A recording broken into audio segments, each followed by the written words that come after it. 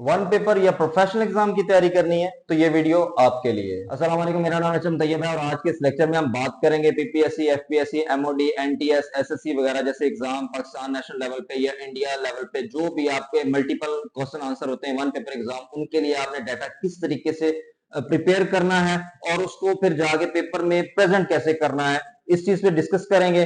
और इसके बाद बात करेंगे जो हालिया में सीटें आई थी उन पे मेरिट सिचुएशन आने वाले वक्तों में क्या हो सकती है, ऐसे पे बात करेंगे। तो सबसे पहले इस सिस्टम पे थोड़ी सी बात कर लेते हैं कि जो हमारा ये सिस्टम है ये हमें किस तरफ लेके चला गया है। हालांकि ये चीजें पता होनी चाहिए आपको मैट्रिक लेवल पे, इवन मैक्सिमम आपको इंटर लेवल पे ये चीजें सारी क्लियर होनी चाहिए कि ये क्या है, कहाँ से आएगा।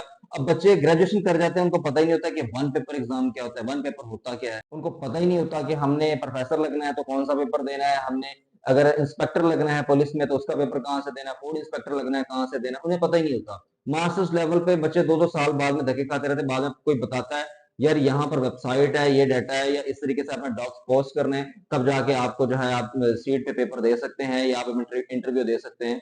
तब जाके उनको पता लगता है। ये ऐसा एक ड्वार्फ है हमारे सिस्टम का जो समझ से बाहर है। इवन दो कि जो प्रोफेसर हजरात परमानेंट होते हैं वो भी नहीं बताते।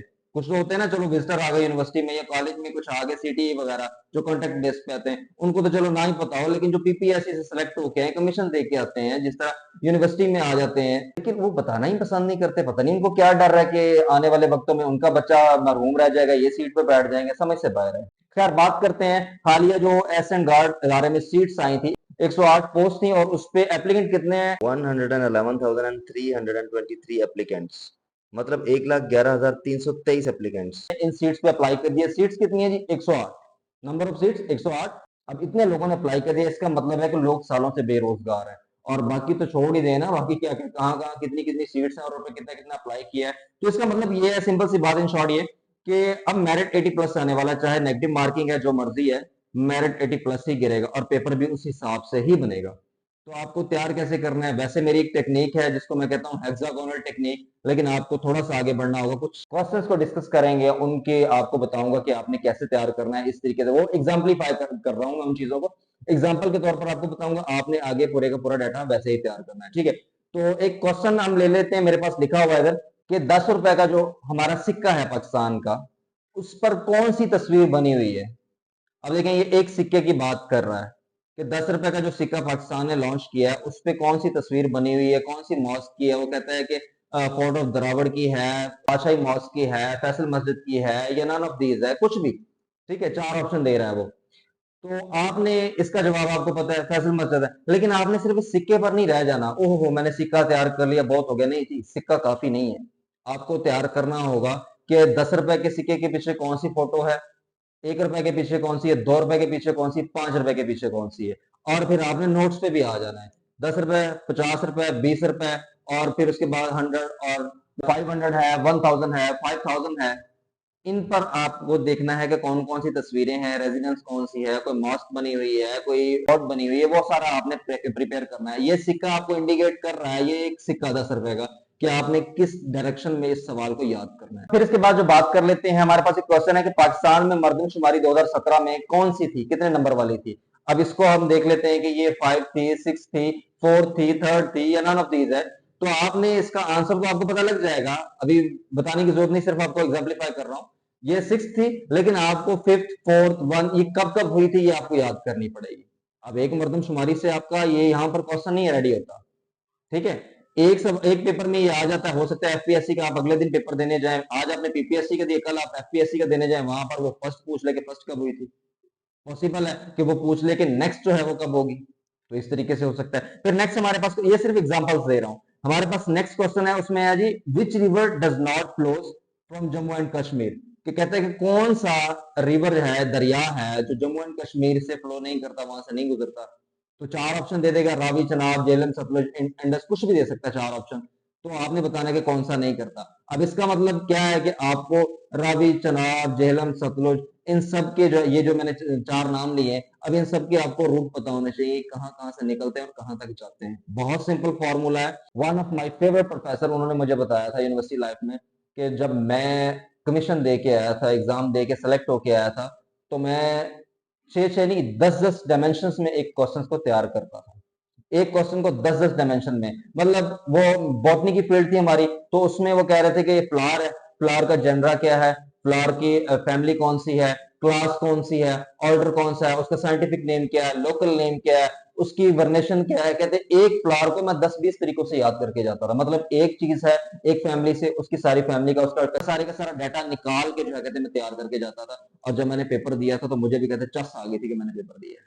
ठीक है, फिर नेक्स्ट क्वेश्चन है, उसमें डिस्कस कर लेते हैं एक वेरी फेमस क्वेश्चन। अब देखिए ना, ये क्वेश्चन वो है, मैंने कुछ क्वेश्चंस उठाए हैं आपके लिए कि जो फेमस हैं, जिनसे कोई आगे डाटा बन सकता है। अब एक बड़ा फेमस क्वेश्चन है, बहुत ज्यादा पूछा जाने वाला, डॉक्टर अब्दुल सलाम ने नोबेल प्राइज कब वन किया था, उनको नोबेल प्राइज कब अवार्ड किया गया, कब वो उन्होंने जीता या विन किया। अब उसमें जो ईयर है वो 1979 है। ओके, ठीक है जी, 1979 में मिल गया। अब अगला सवाल कभी कभार आ जाता है कि कौन सी फील्ड थी। सब्जेक्ट की बात करें तो फिजिक्स है। आगे जो है उनकी थ्योरी थी, ये बेसिकली कौन से थे, ये थ्योरेटिकल फिजिक्स थे। अगर बात करें कि इनको कौन सी फील्ड में मिला है तो वीक मैग्नेटिक में मिला है। अगर बात करें कि वीक मैग्नेटिक जो है उसके बाद फर्दर ये काम किस पर कर रहे थे, इलेक्ट्रो वीक यूनिफिकेशन पे काम कर रहे थे। और इस पे अगर आगे बात करें, देखिए डायमेंशंस निकाल रहा हूं मैं आगे से आगे कि आपने कहां कहां इस चीज को मार्क करना है, कौन कौन सी तरफ जाना है। आगे बात करें कि ये नोबेल प्राइज उन्होंने किसके साथ शेयर किया था, कौन से लोग थे जिनके साथ हुआ था। एक स्टीवन वेनबर्ग है, और एक हमारे पास है शेल्डन ग्लासो। अब इन लोगों के साथ इन्होंने नोबेल प्राइज शेयर किया। अब इनकी डेट ऑफ डेथ जो है वो 1996 है। आपने एग्जैक्ट डेट याद कर लेनी है, डेट ऑफ डेथ भी, डेट ऑफ बर्थ भी, और इनका जो है कहां पैदा हुए। देखें, ये सिर्फ जरूरी नहीं कि आपको यही सवाल आ जाता है पेपर में, सिर्फ ये तरीका है। मैं बार बार एक बात को रिपीट कर रहा हूँ, ये एक मेथड है जस्ट, जिस तरीके से आपने एक पेपर को प्रिपेयर करना है। और सवाल आ जाता है कि दुनिया का सबसे छोटा कॉन्टिनेंट कौन सा है।